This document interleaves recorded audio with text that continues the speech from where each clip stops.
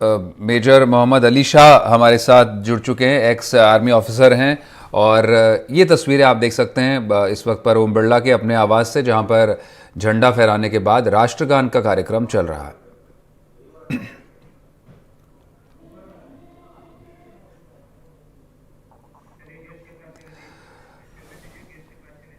तो इस वक्त अलग अलग जगहों से आप तस्वीरें देख रहे हैं। गणतंत्र दिवस, 75वां गणतंत्र दिवस मनाने को लेकर अलग अलग शख्सियतें अपने तरह से कार्यक्रम में शरीक हो रही हैं। और जयपुर से लेकर दिल्ली और अलग अलग शहरों में भी राजस्थान का हम रुख करते रहेंगे लगातार। एनडीटीवी पर आप बने रहेगा। इस बीच हमारे साथ मेजर मोहम्मद अली शाह मौजूद हैं, उनका रुख कर लेते हैं, जो हमारे साथ लगातार सुबह से जुड़े हुए हैं। शाह साहब, स्वागत है एनडीटीवी पर। गणतंत्र दिवस की आपको बहुत बहुत शुभकामनाएं।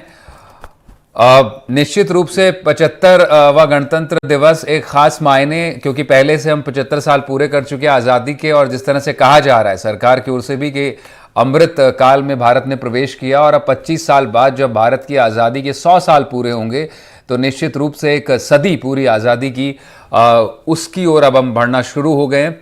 क्या खास मायने आपको लगते हैं 75 साल पूरे होने किसी भी देश की गणतंत्र बनने के बाद? क्या खास मायने हैं इसके आपके लिहाज से? मनीष जी, आपका बड़ा अच्छा सवाल है। देखिए, 75 साल पूरे होना बहुत बड़ी बात होती है, बहुत बड़ी बात है। और पूरे देशवासियों को फिर से मैं बहुत बहुत मुबारकबाद देता हूं। आप अमृत काल की तरफ प्रवेश कर रहे हैं, और बहुत जल्दी देखते देखते कहते हैं ना, वक्त यूं निकल गया, कल की बात लगती है। ऐसे कि हमारे जो बुजुर्ग हैं, जिन्होंने जब इंडिपेंडेंट स्ट्रगल देखा है, जो उस टाइम पे बच्चे थे, वो आज भी अब बताते हैं अपने किस्से कहानियां कि पहले हिंदुस्तान कैसे हुआ करता था। राइट फ्रॉम कि जो करेंसी है, जो वैल्यू है, जो सिक्के होते थे, right to electronic goods, to travel transport, जितने भी है टेक्नोलॉजी, आज की तारीख में आप देखिए, आपका प्रोग्राम मैं यहां से कर रहा हूं, ऑनलाइन कर रहे हैं, आप रिपोर्टिंग दिखा रहे हैं कहां से, अलवर से, कहां से। ये इसलिए मुमकिन है क्योंकि टेक्नोलॉजी आ गई है। हम लोग काफी एडवांस कर चुके हैं, और खास तौर से हिंदुस्तान की तो मैं काबिले तारीफ है। मैं इसलिए नहीं कह रहा क्योंकि मैं खुद एक हिंदुस्तानी हूं, और मेरे को फख्र है इस बात की कि मैं हिंदुस्तानी हूं। मैं इसलिए कह रहा हूं क्योंकि अगर मैं एक बहुत ही न्यूट्रल पक्ष रखूं और एक बैलेंस तरीके से सोचूं, तो मैं देखूं हिंदुस्तान एक ऐसे स्तर पे आ गया है आज की तारीख में कि इन अंतरराष्ट्रीय कम्युनिटी में हिंदुस्तान की बहुत बड़ी मान्यता है, बहुत बड़ी इज्जत है। बहुत लोग हिंदुस्तान को मानते हैं।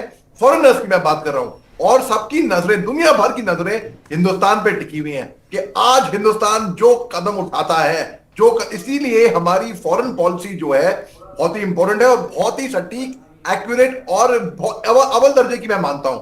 हमारे जो फॉरेन मिनिस्टर साहब है, एक्सटर्नल अफेयर्स मिनिस्टर साहब, मिस्टर एस जयशंकर साहब, ये पहले आईएफएस ऑफिसर हैं, ये पहले फॉरेन सेक्रेटरी भी रह चुके हैं। जी। इनको मालूम हो कि कैसे अंतरराष्ट्रीय स्तर पर हमको हिंदुस्तान को आगे बढ़ाना है, कैसे ले जाना है, कैसे कहीं पे जहां पे युद्ध की बात करें हम, रूस और यूक्रेन की, हमने न्यूट्रल पक्ष रखा। हमने एक तरफ सस्ता तेल भी लिया रूस से, एक तरफ हमने अपना फायदा देखा, दूसरी तरफ हमने यूक्रेन को भी हमने एक तरीके से इमोशनल सपोर्ट दिया। हम दोनों तरफ से, यहाँ पे अमेरिका ने बोला उस टाइम पे जो बाइडेन साहब ने कि हिंदुस्तान का स्टैंड शेकी है। भाई ऐसा कुछ नहीं था, हमने क्लैरिफाई भी किया, और बड़े अच्छे तरीके से, प्यार से, डिप्लोमेसी से, और तरीके से हिंदुस्तान को लोग मानते हैं। हिंदुस्तान की वजह से आपने कभी भी मैं सबसे सवाल करता हूं हमारे दर्शकों से, कहीं किसी ने भी कोई जंग रुकते हुए देखा है बीच में? क्योंकि तीसरे आदमी की दखलंदाजी हो तो जंग रुक जाए, लेकिन ना, हिंदुस्तान ने करके दिखाया। जब रूस और यूक्रेन का जंग शुरू हुआ 24 तारीख पिछले साल, तब हिंदुस्तान की वजह से ही एक ह्यूमैनिटेरियन कॉरिडोर मिला, एक सीज फायर मिला। इसे क्या दर्शाता है? इसे ये दर्शाता है हिंदुस्तान का इन्फ्लुएंस दर्शाता है।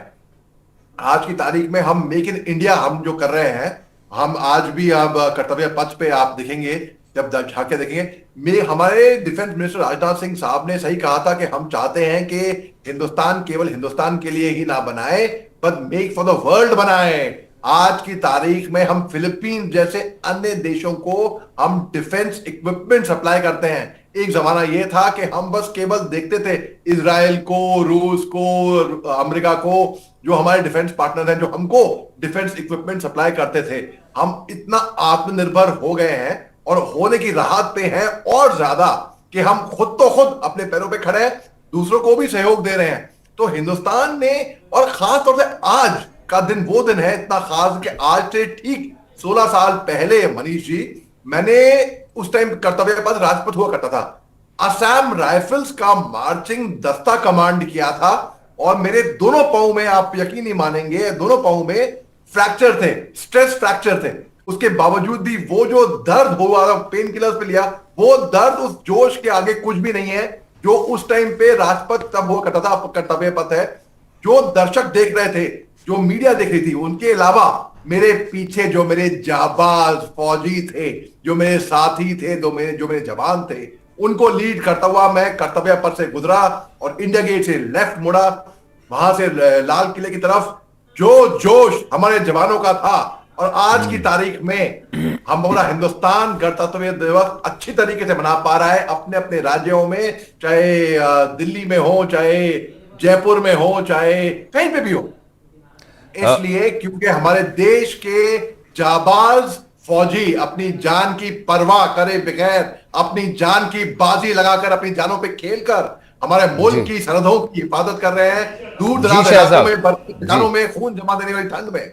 जी मेजर साहब, जिस तरह से बात आप बता रहे थे कि वो जोश और वो जज्बा, जो दोनों पाँव में फ्रैक्चर, उसके बावजूद आपने बताया कि किस तरह से परेड को लीड किया, अपने दल को आपने लीड किया। आपको जो गणतंत्र दिवस की परेड होती है, मैं चाहता हूं दर्शकों को बताएं, क्योंकि आपका खुद का निजी अनुभव भी है उसको लीड करने का। क्या ये खास बात है इस परेड में, क्योंकि अब जब खास तौर पर 75 साल में हम प्रवेश करने जा रहे हैं बतौर एक रिपब्लिक, बतौर गणतंत्र, परेड की बड़ी भूमिका रही है इस दौरान। वो जो पहली परेड आयोजित हुई थी, जो याद है दर्शकों को बताएंगे, जो इरविन एम्फी थिएटर में दिल्ली में, और उसके बाद ये सिलसिला फिर राजपथ पर शुरू हुआ और अब कर्तव्य पथ जिसे कहा जाता है। क्या कुछ खासियत होती है इस परेड की? क्या एक तरह से जो पूरे देश की झांकी दिखाई पड़ती है कि देश कितना प्रगति कर रहा है, पिछले साल से हम कहाँ पहुँचे हैं, पिछले दशकों से हम कहाँ पहुँचे हैं, वो प्रदर्शित करता है। साथ ही साथ क्या आपको लगता है कि परेड सिर्फ एक परेड नहीं होकर बल्कि एक राष्ट्र की, संपूर्ण राष्ट्र की भावना होती है, एक जज्बा, और वहां पर एक तरह से राष्ट्र का चरित्र दिखाई पड़ता है?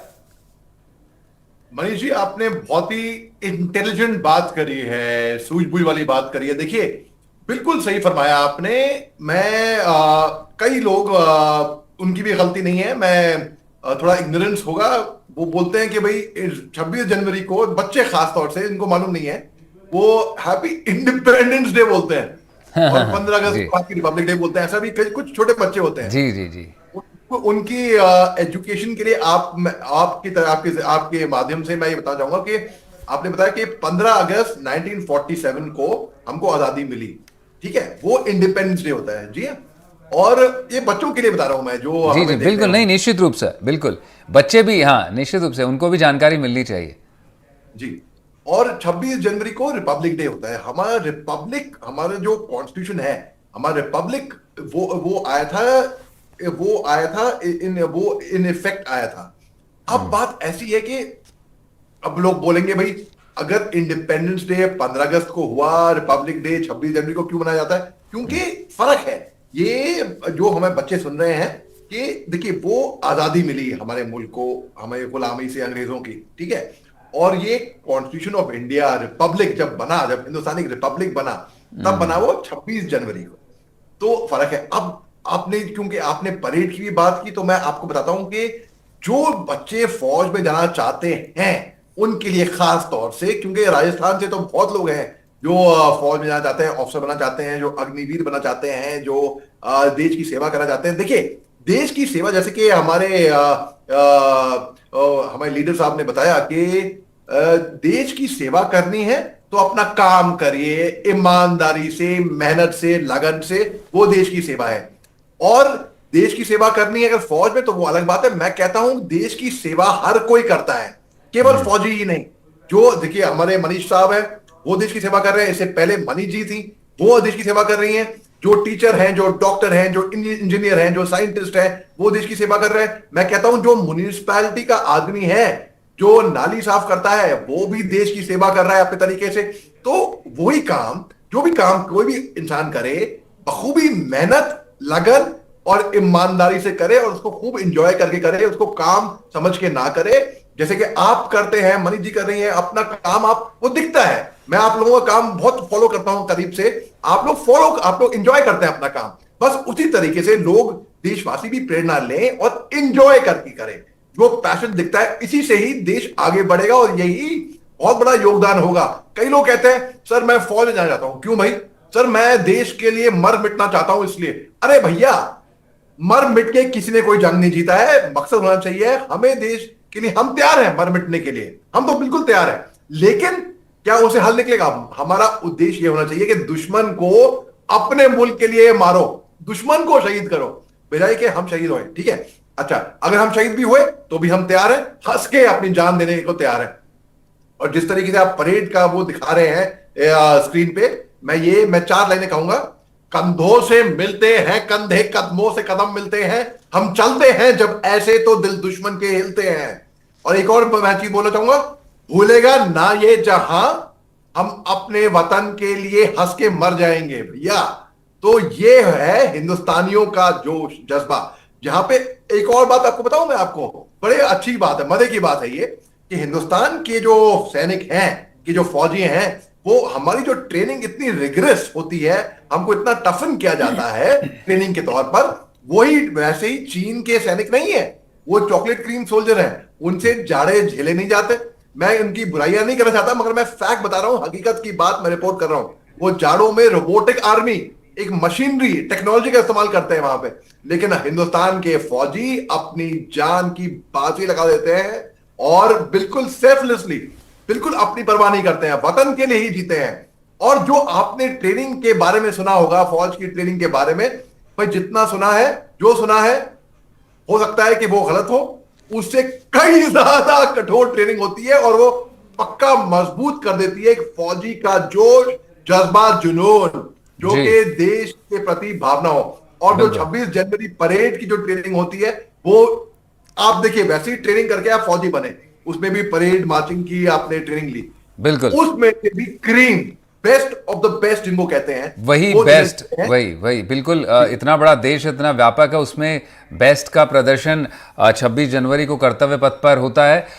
मेजर शाह, आपका रुख करना चाहेंगे, आपके अनुभव में गणतंत्र दिवस पर जो भी देश भर में कार्यक्रम होते हैं, जो अलग अलग रंग इस दौरान दिखाई पड़ते हैं और सभी की एक ही भावना होती है जो इस तरह से एक रिफ्लेक्ट होती है पूरे देश की, वो है कौशल, शौर्य, साहस और प्रगति। आपका अनुभव क्या है इसको लेकर? बड़ा अच्छा सवाल किया है आपने मनीष जी। मैं सुबह से 7 बजे से पहले ही, बल्कि मैं कई सारे चैनल्स पे अब तक बोलता, आधा आधा 1 घंटा मैं बोलता आया हूं। अब तक मेरे को किसी भी एंकर ने ये सवाल नहीं किया है, या किसी और से मैं तो सुनता नहीं। देखिए, बात ऐसी है, मैं आपको हल्का सा इतिहास में ले आता हूं कि 1987 में मेरी सगी बहन का सिलेक्शन हो गया था स्कूल से, झांकी जो होती है बच्चों की झांकी, उसमें जाने के लिए। लेकिन 23 जनवरी को मेरे नाना का इंतकाल हो गया था, तो फिर हम वहां पे हम अपने गांव गए थे और फाइनल राइट्स के लिए। मगर मेरे एक चाचा हैं, वो भी फौज में है, हमारा फौज पिछले 200 सालों से फौज में खिदमत कर रहा है। तो मेरे चाचा भी फौज में थे, उन्होंने आर्मर्ड को, जो टैंक रेजिमेंट है, वो कंटेंजेंट उसी साल लीड किया था। और ब्रिगेडियर जसदेव सिंह की आवाज मेरे कानों में बार बार गूंजती थी बचपन में। ये मैं परेड दिखता था कि कंधे से कंधा मिला के जा रहे हैं और सलामी दे रहे हैं राष्ट्रपति को, इस तरीके से जो कमेंट्री थी वो मेरे कानों में गूंजती थी। और जब मैं ट्रेनिंग करने गया फौज की, तो सारे टेस्ट में मैं सुपर एक्सीलेंट में पास था, लेकिन एक टेस्ट ऐसा था जहां पे पहले अटेम्प्ट पे मैं फेल हो गया था, दूसरे अटेम्प्ट में फेल, तीसरे अटेम्प्ट में फेल। फिर मिड टर्म ब्रेक हुई, सारे कैडेट्स घर गए थे, लेकिन मेरे को अनुमति नहीं मिली थी, मैं तो अकेडमी में ही रुका रहा था। और वो टेस्ट था मार्चिंग का, ड्रिल्स का, जो भी अभी आप देख रहे हैं। ये इतना महत्व देते हैं हम ड्रिल को फौज में। फिर चौथा अटेम्प्ट हुआ जब अकेडमी खुली, जब चौथे अटेम्प्ट में भी फेल, पांचवें अटेम्प्ट में भी फेल, छठे अटेम्प्ट में भी फेल। उसके बाद फिर कमांडेंट साहब होते हैं, जैसे कि बच्चों के लिए स्कूल में प्रिंसिपल होते हैं या यूनिवर्सिटी में वाइस चांसलर होते हैं, टॉप मोस्ट पोजीशन। कमांडेंट साहब के पास मेरी पेशी हुई, तो उन्होंने पूछा, क्यों भाई, क्यों फेल हो रहे हो तुम ड्रिल में बार बार? तो मैंने कहा सर मेरे को बस अपनी परफॉर्मेंस, मेरे को ये सलाह मिली थी कि अपनी परफॉर्मेंस बरकरार रखनी है बस। तो मैं अपनी परफॉर्मेंस बरकरार रखी, तो वो खूब हंसे। उन्हें बोला ठीक है इसको हम पास करते हैं। लेकिन 6 सितंबर 2003 को जब हमारा कोर्स, जब पासिंग आउट परेड होती है, वो बहुत बड़ा ओकेजन माना जाता है, जैसे ग्रेजुएशन सब फर्ज करिए। तो मैं शरीक तो नहीं हुआ था, लेकिन उसके बावजूद भी, पासिंग आउट परेड में ना शरीक होने के बावजूद भी, 26 जनवरी सन 2008 में, जिस साल मैं फौज से सेवानिवृत्त नियुक्त हो रहा था, मैंने परेड करी, और वो भी लीड करी, असम राइफल्स मार्चिंग करने, वो भी 2 स्ट्रेस फ्रैक्चर के साथ। क्यों? क्योंकि हमारी ट्रेनिंग ऐसी हुई थी। तो जो जवान जो सिलेक्ट होते हैं वो बेस्ट ऑफ द बेस्ट। और जब मैं ट्रेनिंग के लिए गया था, मैं 20-25 ऑफिसर थे, सबके सब लंबे चौड़े, military bearing, good word of command, drill, personality, सब कुछ थी उनके पास। उनको देख के मैं थोड़ा हल्का सा घबरा गया था। लेकिन 25 में से 20, 20 में से 10, 10 में से 5, 5 में से 2, तो मैं दूसरे नंबर पे आया था एज एडम ऑफिसर। लेकिन कैप्टन सूद साहब थे जो कि परेड कमांडर नियुक्त हुए थे, लेकिन वो परेड कर नहीं पाए, तो इसके लिए फिर मैं इसमें नियुक्त हुआ। और मेरे साथ जो फौजी थे, जो जाबाज फौजी थे, सबके सब जोश में कहते थे साहब हमको खाना नहीं खाना, लेकिन परेड की हमको प्रैक्टिस करनी है, हमको जज्बा है। हम जब उस टाइम पे राजपथ था, कर्तव्य पथ है, जब उस पर चलते थे तो ऐसे हील्स गाड़ के जमीन पे कि भाई खड्डे पड़ जाए जमीन पे, उस तरीके से हम लोग मार्च करते थे हम लोग। और हमारा जो असम राइफल का दस्ता था वो ठीक बीएसएफ के दस्ते के पीछे था। और बीएसएफ में कौन थे? ऊंट। ऊंट जब चलते हैं सब जानते हैं कि वो पीछे से बहुत गंदगी कर देंगे, लेकिन सफाई करने वाले कर्मचारी बिल्कुल साफ चलते थे। और वो ऊंट की जो भी ड्रॉपिंग होती थी वो उठाते साफ करते चलते। लेकिन अगर गलती से, इंसान है भैया, गलती से अगर ऊंट की ड्रॉपिंग आ गई बूट पे, आप समझ सकते हैं ड्रिल में क्या ड्रिल करोगे, स्मेल भी आती थी वहां पे। लेकिन हम लोग बिल्कुल जोश जज्बे के साथ हम चलते रहते थे आगे, कदम कदम बढ़ाए जा। और कदम कदम बढ़ाए जा जो ट्यून है वो अभी भी बीटिंग रिट्रीट जब होगी कुछ दिनों के बाद, वो फाइनल ट्यून जो ओ लैंड साइन थी पहले, उसको रिप्लेस कर चुकी है। अभी आप जैसे आप देख रहे हैं राज्यपाल है, और ये एक पुलिस ऑफिसर है, एक सीनियर कर्मचारी है, और जो एयरफोर्स के ऑफिसर आपको देख रहे हैं आप स्क्रीन पे, वो उनके एडीसी हैं। एडीसी होते हैं एड डी कैंप। मेरा सौभाग्य हुआ था सन 2005 में, मैं भी एडीसी था नागालैंड में, टू द जीओसी। कोई भी वरिष्ठ अधिकारी होते हैं, जैसे कि राष्ट्रपति हो गए, राज्यपाल हो गए, या सीनियर जनरल होते हैं, उनके एडीसी होते हैं। तो वैसे ही आप एडीसी देख रहे हैं, जो जिस जीप में या जिप्सी में वो गए, आपने देखा उसमें वो स्पेशल, उसके ड्राइवर भी स्पेशल होते हैं, वो स्पेशल ट्रेनिंग उनको मिलती है कि कहीं पे झटका वटका ना मिले, वीआईपी ड्रिल बिल्कुल उस तरीके से। तो जो भी परेड देखते हैं लोग, तो अनुमान तौर पे परेड देखते हैं खुश हो जाते हैं। भाई इसके पीछे जो मेहनत, जो खून, जो पसीना, जो लगन लगाया है लोगों ने, वो लोगों को दिखना चाहिए, वो लोगों को समझना चाहिए। और एक बात मैं ये कह के समाप्त करूंगा, बहुत लोग सोचते होंगे कि फौजी आदमी जो होते हैं वो वक्त के पाबंद इतने क्यों होते हैं। एक सेकंड मायने रखता है, 1 मिनट नहीं, 1 सेकंड। वो इसलिए क्योंकि आपने आज भी देखा कि जहाज एयर डिस्प्ले होता है, डायमंड फॉर्मेशन, स्पीयर फॉर्मेशन, अलग अलग तरह की फॉर्मेशन, कोऑर्डिनेशन, सिंक्रोनाइजेशन जो होता है। आप फर्ज करिए मनीष जी, अगर 1 सेकंड, मिली सेकंड की चूक हो जाए हवा में तो मिड एयर कोलिजन होएगा। तो ये होता है 1 मिली सेकंड की कीमत एक फौजी आदमी के लिए। तो सबको, हमारे देश को एक अनुशासन में हम आ रहे हैं। ये समझ, आज की तारीख में जो हेलीकॉप्टर स्क्वाड्रन जो लीड करेंगे, विंग कमांडर आनंद अगाशे साहब, मेरे बहुत पुराने मित्र हैं, हमारे स्कूल में हम साथ में पले बड़े, और वो लीड करेंगे हेलीकॉप्टर स्क्वाड्रन। तो हमारे स्कूल से, जिस स्कूल से मैं आता हूं, लॉरेंस स्कूल लवली, वो भी एक मिलिट्री स्कूल था, उसमें जीओसी दिल्ली एरिया जो अभी आर्मी कमांडर हैं जयपुर में, लेफ्टिनेंट जनरल धीरज सेठ साहब, उन्होंने भी परेड कमांड करी है, मैंने भी करी है, आनंद अगाशे साहब ने भी करी। तो इस तरीके से जो परेड कमांड करने का जो मजा है, जो यादें होती हैं, वो 28 सेकंड का वीडियो मैं आपने देखा होगा, बहुत लोगों ने देखा है, वो यूट्यूब पे है। उसमें वो अनमैच्ड है, वो फीलिंग बिल्कुल दुनिया से हटी हुई है। दुनिया एक तरफ और कर्तव्य पथ पे मार्च करने का जज्बा, जोश, जुनून, वो एक तरफ होता है बिल्कुल। तो आज की तारीख ऐसी तारीख है जब हम अमृत, जैसे आपने बताया पहले कि हम अमृत काल की तरफ प्रवेश करने वाले हैं, और हिंदुस्तान की जो रिस्पेक्ट है, हिंदुस्तान की तरफ जो लोग देखते हैं, वो एक अलग ही लेवल पे है, एक अलग ही स्तर पे है। बहुत लोग, बहुत अन्य मुल्क हम हमारी तरफ देखते हैं, और कहते हैं हिंदुस्तान। अच्छा, मैं आपको एक और किस्सा बताता हूं। अभी 1 महीने पहले मैं गया था विदेश में, यूरोप गया था। वहां जी पे जैसे ही मालूम पड़ता कि हिंदुस्तान से हो, जो इज्जत मिलती है भैया, जो इज्जत मिलती है एयरपोर्ट पे, राइट फ्रॉम इमिग्रेशन, जो एयरपोर्ट से ही लेके अंत तक होटल में, आपने तारीफ है। ये देखिए कंधे से कदम लाके चल रही है।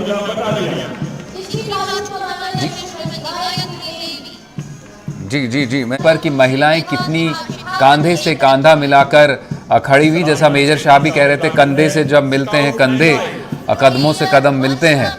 तो वो कदमों से कदम मिलाते हुए इस वक्त पुरुषों के साथ इस देश की नारी शक्ति आप देख सकते हैं। और अभी हाल ही में जो केंद्र सरकार ने नारी शक्ति वंदन अधिनियम कानून भी बनाया, जिससे दूसरे इंस्टीट्यूशंस में भी, ना सिर्फ संसद में बल्कि विधानसभाओं में भी अब महिलाओं की 33% भागीदारी सुनिश्चित होगी। महिलाओं के कमीशन को लेकर, स्थायी परमानेंट कमीशन को लेकर बातें होती रही, अब महिलाओं की भागीदारी सेना में भी सील हो गई है। मेजर शाह, मैं आपका रुख करूंगा, कुछ आप बात रखना चाह रहे हैं अपनी? मैं ये कहना चाह रहा था कि आपको जो आप स्क्रीन पे दिखा रहे थे, मैं उसके बारे में हल्का बताना चाह रहा था। जी बिल्कुल बिल्कुल। जब आप बात करते हैं मनीष जी, तो मेरे को एक मैसेज आया, और उस मैसेज में ये था कि हम आपको अभी एनडीटी राजस्थान पे देख रहे हैं, ये बताइए कि इसमें हमको पुलिस दिखी, एनसीसी दिखी, स्कूल के बच्चे दिखे, हमें आर्मी नहीं दिखी, नेवी नहीं दिखी, एयरफोर्स नहीं दिखी, क्यों? अच्छा, बिल्कुल अच्छा सवाल है जी। के लिए तो मैं, ये एक बड़ा लॉजिकल सवाल था, और जी हाँ जी, जायज जायज सवाल है बिल्कुल। और उनको मैं ये बताना चाहूंगा कि देखिए, आर्मी, नेवी, एयरफोर्स आती है डिफेंस मिनिस्ट्री के अंदर, सेंट्रल गवर्नमेंट के अंदर। तभी हमारी परेड आर्मी, नेवी, एयरफोर्स की जो होती है, वो होती है दिल्ली में कर्तव्य पथ पे। और जो स्टेट गवर्नमेंट होगी, जैसे कि राजस्थान में, जयपुर में सवाई मानसिंह स्टेडियम में आप देख रहे हैं परेड, तो जो अंडर स्टेट गवर्नमेंट जैसे कि पुलिस आती है, वहां वो स्टेट गवर्नमेंट के अंदर आती है, वहां के होम मिनिस्ट्री के अंदर आती है। तो उनके यहाँ पे आप नहीं देखेंगे सेंट्रल फोर्सेस को, क्योंकि सेंट्रल फोर्सेस वो सेंट्रल फोर्सेस हैं। इसके लिए तो मैं, जो जिन्होंने मैसेज किया था उनके लिए और लोगों के लिए मैं ये समझने के लिए कह दूं। इसके अलावा हमने देखा कि एनसीसी, आर्मी की विंग जो खाकी में थी, एयरफोर्स की विंग उसके पीछे थी, और सफेद में नेवी की एनसीसी विंग। अब एनसीसी जो करते हैं वो मैक्सिमम तौर पे लोग फौज, मैं भी एनसीसी में था, एनसीसी का कैडेट रह चुका हूं मैं, और जो भी एनसीसी में जाते हैं कहीं ना कहीं वो भी भावना रखते हैं कि अभी हम भी शायद फौज में जाएंगे बाद में, या ये उनको देश सेवा की सबकी भावना होती है, और सबको एक क्रेज होता है वर्दी डालने का, सबको होता है, एक अलग ही ग्लैमर होता है एक वर्दी का, एक ग्लैमर ही नहीं, एक ट्रेनिंग, एक तरीके से बेरिंग। कई लोग बोलते हैं कि भाई मिलिट्री आदमी और फौजी आदमी को दूर से ही आप पहचान लेते हो, दूर से ही, क्यों? इसकी वजह क्या है, मैं आपको बताता हूं वजह क्या है इसकी। देखिए, सबने वो फिल्म लक्ष्य देखी होगी, ऋतिक रोशन बोलता है मैं ऐसा क्यों हूं, पहले लंबे लंबे बाल थे उसके, फिर एकदम से वो इंसान बन गया वो। मिलिट्री की ट्रेनिंग ऐसी होती है कि आपको हर चीज सिखाती है। फौज आपको तनख्वाह भी देगी, पैसे भी देगी, और आपको सिखाएगी क्या, जैसे कि मार्शल आर्ट्स। आप बाहर जाएंगे सीखने के लिए मार्शल आर्ट, आपको कितने खर्च करने पड़ेंगे पैसे, फौज आप पे इन्वेस्ट करेगी। Martial arts, deep water diving, hang gliding, adventure sports, water sports, parasailing, para jumping, paratrooping, I mean horse riding in polo, swimming.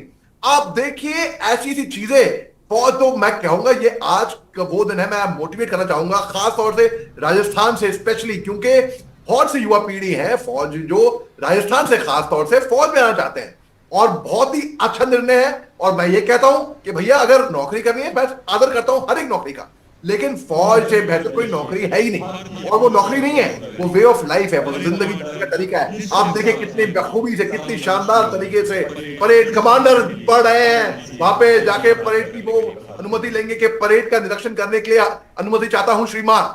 अब आप देखिए इस तरीके से वो जो, ये देखिए मिलिट्री बेयरिंग इसको कहते हैं, शानदार अव्वल दर्जे का, बिल्कुल जो प्रदर्शन आप देख रहे हैं, जिस तरीके से आप ऑडियंस को देखिए, ये देखिए, ये स्वॉर्ड ड्रिल अलग होती है, ये स्वॉर्ड ड्रिल से सलामी दे रहे हैं, एक हाथ सिक्का, एक सलामी देना एक अलग होता है, और एक स्वॉर्ड, और वैसे एक शस्त्र से, जैसे कि एक राइफल हो गई, राइफल से एक सलामी शस्त्र अलग होता है। ये देखिए ठड़ाक, ये होता है एक मिलिट्री बेयरिंग। ये देखिए परेड कमांडर कितने शानदार लग रहे हैं। मैं जानता हूं ये बात, आपका ये देख के, ये दृश्य देख के बहुत से लोग खास तौर से राजस्थान से प्रभावित होंगे, फौज में, सेना में, पुलिस में वर्दी डालने के लिए। मैं उनकी बात पकड़ गया, अगर वर्दी डालनी है, अगर देश की सेवा करनी है वर्दी में, देश की सेवा तो ऐसे मैंने आपको समझाया हर कोई करता है, तो बहुत कड़ी तपस्या मेहनत करनी पड़ेगी। और एक चीज हमको फौज में ट्रेनिंग के टाइम पे सिखाया जाता है कि ट्रेनिंग के टाइम पे, शांति के टाइम में बहा हुआ पसीना युद्ध में खून बचाता है। तो आप देखिए जितनी कदमताल अभी आप देख रहे हैं, जितनी ये इसके पीछे एक, मैं बताऊं, सुबह के 3 बजे से लेके बाथरूम क्लियरेंस तक शुरू हो जाता है कि भाई, क्योंकि उसके बाद फिर जब परेड शुरू होती है, रिहर्सल की बात कर रहा हूं, प्रैक्टिस की बात कर रहा हूं, गंभीर तरीके से इंटेंस। और जब तक आप फिजिकली फिट नहीं होंगे आप मार्च नहीं कर पाएंगे, आप परेड नहीं कर पाएंगे। इसीलिए एक फौजी आदमी को फिट रहना, लोग कहते हैं फौजी आदमी बहुत फिट होते हैं, इसीलिए फिट होते हैं क्योंकि हमको एजिलिटी, मैनूवर, हमेशा खटाखट अलर्ट, 24 घंटे सतर्क रहना होता है हमको। तो ये देखिए किस तरीके से हिंदुस्तान का जोश, ये देखिए फॉरेन मिलिट्री से भी लोग आए हुए हैं, वो देख रहे हैं, ये देखिए, वो भी सोच रहे होंगे कि भाई ये देखिए ये होता है हिंदुस्तानियों का जोश, जुनून, जज्बा। ये देखिए ये बाहर के देशों के लोग आए हुए हैं, बड़े हमारे मेहमान हैं, इनका बहुत बहुत स्वागत है। और ये भी बहुत इम्प्रेस्ड होके जाएंगे और बताएंगे अपने मुल्कों में कि हम आए थे भारत, हम आए थे हिंदुस्तान, हमने वहां की परेड देखी। फ्रांस, मैक्रोन साहब तो हमारे मुख्य अतिथि हैं, हमने भारत की परेड देखी। भारत हमारे, इनकी जो मेहमान नवाजी थी, इनके अव्वल दर्जे की थी।